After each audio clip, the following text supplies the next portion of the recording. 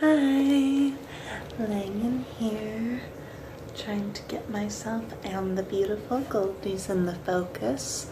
This is going to be a frequently asked goldfish question video, and I'm actually only going to answer 3 questions in this video because I reached out on my personal YouTube and in a few goldfish groups and I actually got quite a lot of good questions, and I did a lot of research, and there isn't a ton of information on this stuff out there, especially on YouTube. We have our goddess, Solid Gold Aquatics, and of course the lovely Aquastar, Aqua Hogs, Rose Strength, all these people I'm always telling you to check out, but there really isn't just a ton of goldfish information out there. So this is going to be my first of a 2 or 3 part series of frequently asked goldfish questions. And the question that I am starting with is, what kind of goldfish is a feeder goldfish?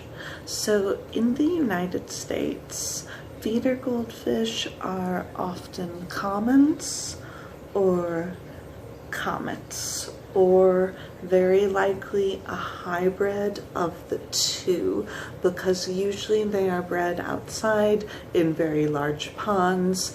They're going to be sold as feeders, so they're not giving them really good life and conditions, and they're just letting them breed and breed. So you can kind of tell the comets from the commons because of the kind of longer length of the tail and the body, and that is what you will find in the feeder fish goldfish bins here in America. Now in other countries, in particular sorry, long day, in particular in Japan, goldfish husbandry is taken very, very, very seriously, and there are some comets from other parts of the world, or if you're going with a really, really particular breeder here in the US, that actually have tails the size of their bodies, whereas you can see my comets, they do have much larger tails than their little standard-bodied friend here. But they're kind of inbred too, because these all came from quote-unquote feeder bins. Well, except the Sherbunkin and Blackmore sneaking in. Oh, Claire, sorry.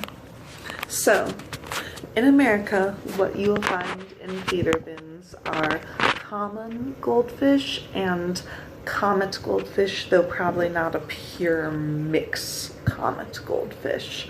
And their care requirements are very, very similar, and they make wonderful pets. I do recommend adopting them as pets. I don't think they make good feeder fish for a lot of reasons, but that's not what this video is about. Okay, on to the next question.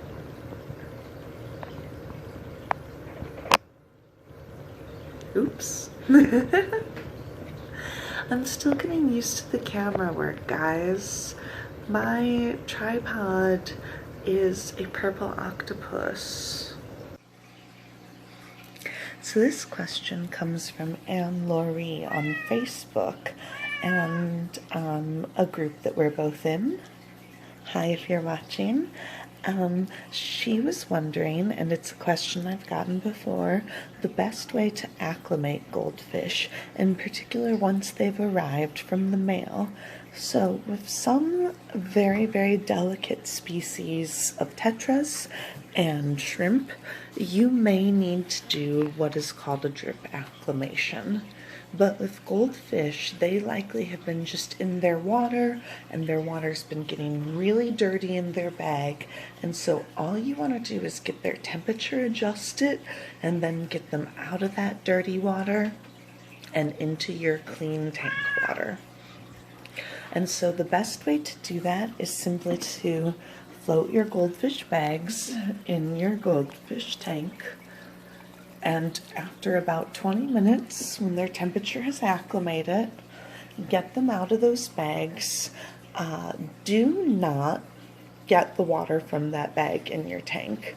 Now, my personal favorite way to do this with goldfish is just to pick them up with my hands gently and put them in the tank gently and splash that dirty water in the garden.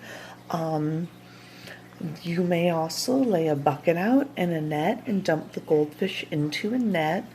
I prefer the first method because you're actually a little less likely to hurt the goldfish using your hands gently. An added question when I mentioned that was how to properly sanitize your hands so that you won't hurt the goldfish with any chemicals on your hands. And what I do is I use a hand sanitizer and I scrub it all over and I let it do its thing for a few seconds. Then I go to the sink and I wash off all the hand sanitizer just with my other hands. I wash all it off and I just soak my hands until they feel really drippy and watery and like there's nothing on them but water. And that's when I feel like it's safe to touch my goldfish. Once their temperature acclimated and in their tank, I like to leave the light off for the first day, let them really de-stress. I like feeding them the next morning or that night because it has usually been a long time since they've eaten, but just a little bit because you don't want to shock their system. And I'm giving all this information under the context of assuming you have an already cycled tank at home. So I did just want to add that because this was a question about acclimating goldfish to an existing tank, not a brand new cycling question, which we will just have to do a whole separate video on cycling. So thank you so much for your question, Anne-Lori, and for your love of goldfish. So the final question I'm going to talk about in this video is the difference between aquarium salt and Epsom salt, and the difference between what they do for your goldfish. I do want to make a disclaimer that this is about goldfish, not all freshwater fish. So if you are looking into a different breed of fish, please research what salt does for them, because there are some fish that it's great for, some fish that it is not so great for. And without further ado, here are my little notes on the difference between the two. I actually had to jot down some notes just to make sure I covered all the topics involved with aquarium salt and Epsom salt, because actually this is quite a talked about subject, mainly because aquarium salt or freshwater aquarium salt is kind of debated in and of itself. A lot of people don't believe that it's necessary at all anymore because our water purifiers have changed so much and the technology, the technology kind of behind dechlorination and what we know about what is in the water of our pets has changed so much that a lot of people argue that aquarium salt isn't even necessary anymore. One of its big functions that was super important in the 80s, before we had all these slime coats and prime and water conditioners, is that aquarium salt does act as kind of a buffer towards nitrites. It doesn't do a lot for ammonia or for nitrates, but it does act as a buffer to nitrites. So, you know, before we had all the conditioners and things we have now, that was incredibly important. As for what aquarium salt is really good for now. It is said to be used, you know, now if you're on the team of aquarium salt still being used now. It is used as a preventative. It agitates the slime coat of the fish, which causes them to create more slime coat. It can also agitate and even kill some small external parasites because just, you know, like salt kills leeches and snails and things like that. It can kill certain bad bacteria on the fish's bodies, and it does not increase pH or water hardness.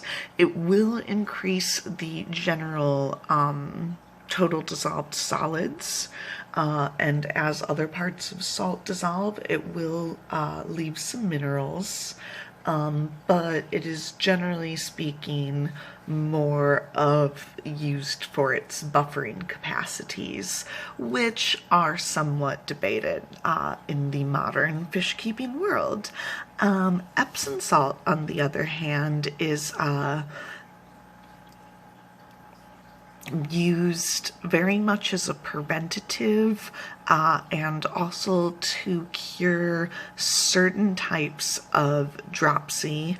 It does add magnesium and calcium to your water, which increases the pH and the hardness, which for certain fish can be a really good thing. Like if you have kind of low pH and you have something like goldfish or live breeders, most of them prefer a more hard water, so that's a good thing. And goldfish like a higher pH. I mean, not too high, you want to keep it below 8. We're not going crazy here, but if you live where I live and your water out of the tap is a bit soft, it's not a bad thing to up that pH a little when it comes to goldfish.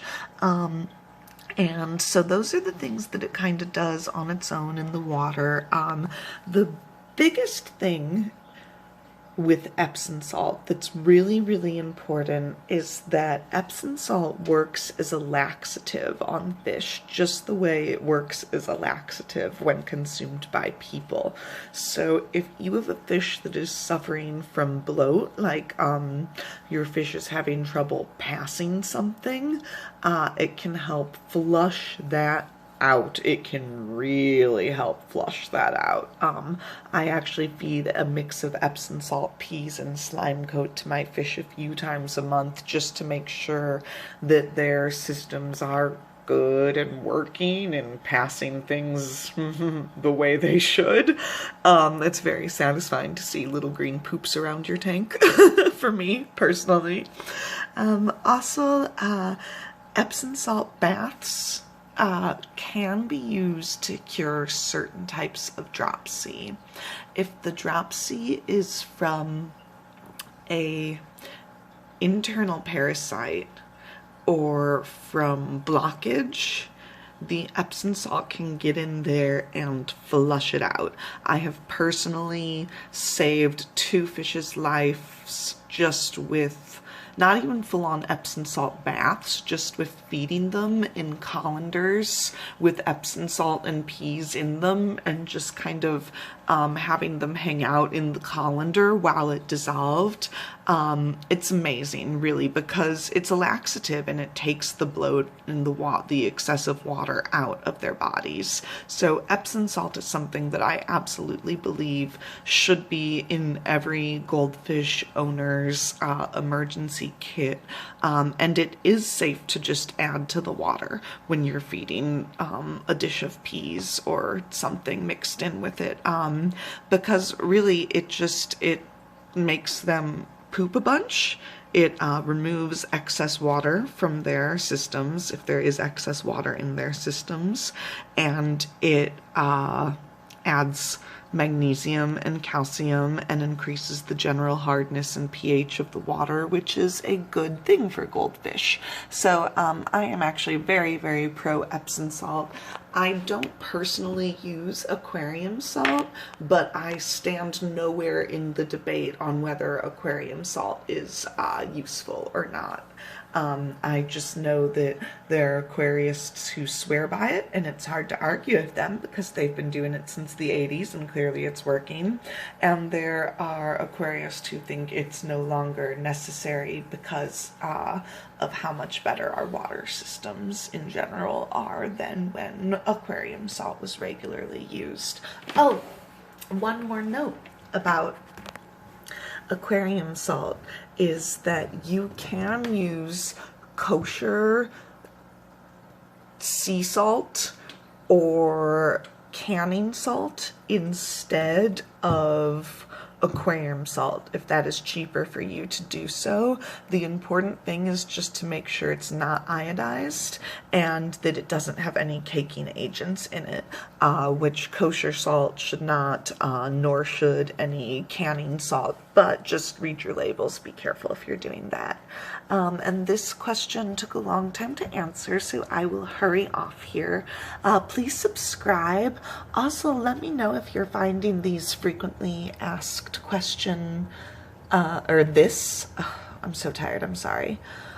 If you find this kind of video helpful and you enjoy it and you want me to keep taking in questions and answering frequently asked questions in videos, please let me know, because I enjoy making these and I would continue making them for you all if you like them. And if you have any additional questions that you would maybe want me to answer in a future frequently asked questions video, please go ahead and comment on them. Please subscribe to my little channel here. And as always, love your pets and they will love you back. They really will. Goldfish will, cats will, dogs will.